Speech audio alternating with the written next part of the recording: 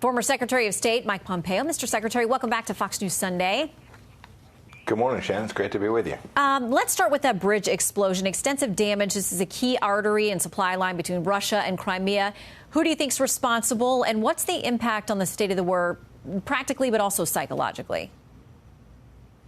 Well, Shannon, it's hard to know. My guess is that the Ukrainians had something to do with it, but we'll have to wait and see how that unfolds. We do know for sure that this is humiliating for Vladimir Putin. He built this bridge. You remember the pictures of him driving across it. It was one of their great achievements. I think it was 2018 when that bridge was built, so it's nearly brand new. And to watch it in flames, to watch the rest of the supply lines out of Crimea into southern Ukraine be at risk is certainly something that is a game changer on the ground in Ukraine. As Trey reported this morning, the Ukrainians are doing phenomenal work at liberating town after town after town, and the Russian military is failing desperately. So I want to go back to the reporting also by Lucas from the White House about the president said Thursday night. Here's a little bit more of his report from the White House transcript. It says, the first time since the Cuban Missile Crisis we have a direct threat of the use of the nuclear weapon if, in fact, things continue down the path they've been going.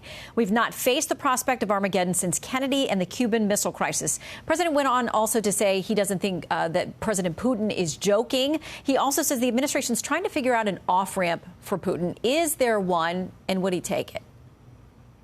Oh, my goodness. First of all, those comments were reckless.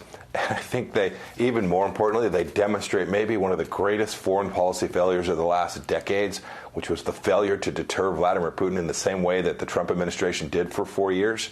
When you hear a president talking about Armageddon as a random thought, just musing at a fundraiser, that is a terrible risk to the American people if he truly believes that he ought to be out talking to us in a serious way.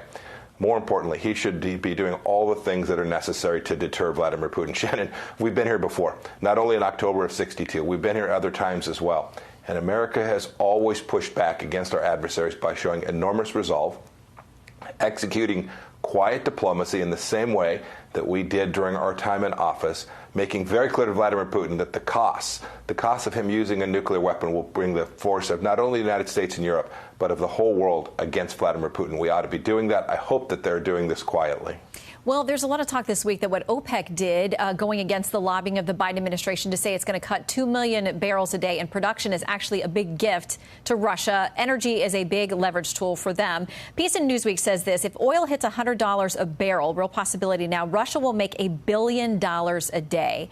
So how much of a boost for Russia, for Putin specifically, was that OPEC move? This is a failure of American policy. Joe Biden is directly responsible for the place that the world finds itself in energy. And frankly, his party, the progressive left, 25 years of thinking you were going to run the world on sunshine and windmills, Shannon. We have the capacity for self-help here in the United States to improve not only, as we heard the Saudi speak about, Adel Jaber talk about refineries, but we shut down a pipeline. We've made it hard to permit. We've got ESG rules that now deny the capacity to get American energy out of American ground for American consumers.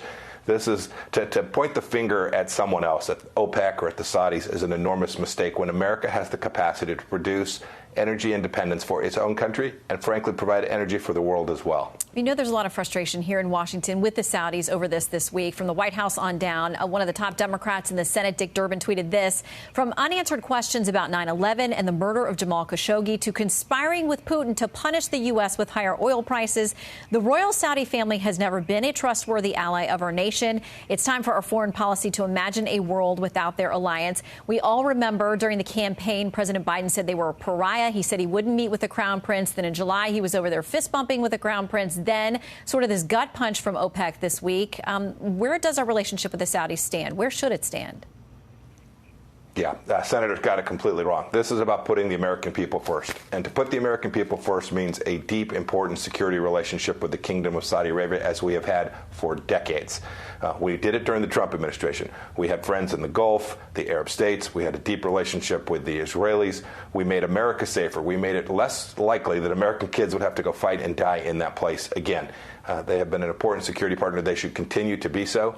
And the Biden administration has got the wrong end of the stick, and so does Senator Durbin. They want to cozy up to the Iranians instead of having good security partners in the region. Giving them billions of dollars in this crazy deal they continue to pursue is a real risk to the American people. More money, more nukes from Iran is bad for us. Well, let me ask you about that, because the AP has a headline talking about this administration trying to juggle the concerns over human rights issues and also that nuclear deal. It says Biden juggles Iran nukes as Iranian repression grows. Can he credibly side with the protest movement while also trying to salvage the languishing 2015 Iran nuclear deal that would pump billions into Tehran's treasury?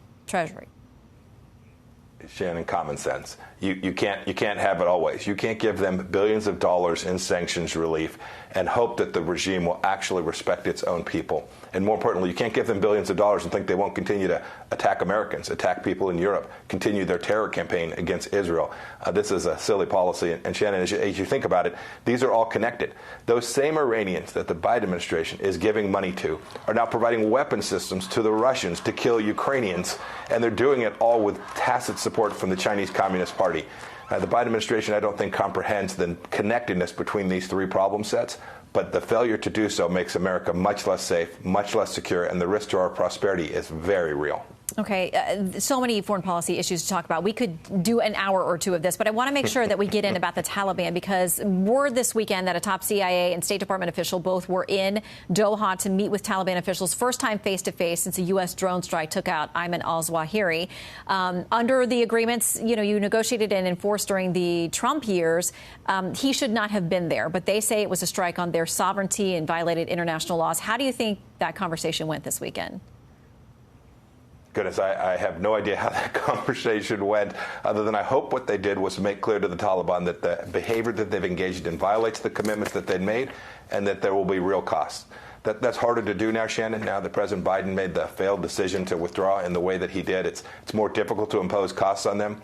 But we should be clear. We are never going to let terror emanate from that place again, and America will use the full power that it possesses to prevent that from happening. It's what we did for our time in office. When we negotiated that deal, we knew they were in violation of the agreement. We knew that this was a work in progress. And when they violated the agreement, Shannon, we killed them. We struck them. We made sure they understood that American deterrence was powerful and real. I hope this administration will continue to do the same. All right, Secretary Pompeo, thank you for your time. If you have anything to tell us about 2024, thank you, Shannon. Please come back. Good to see you.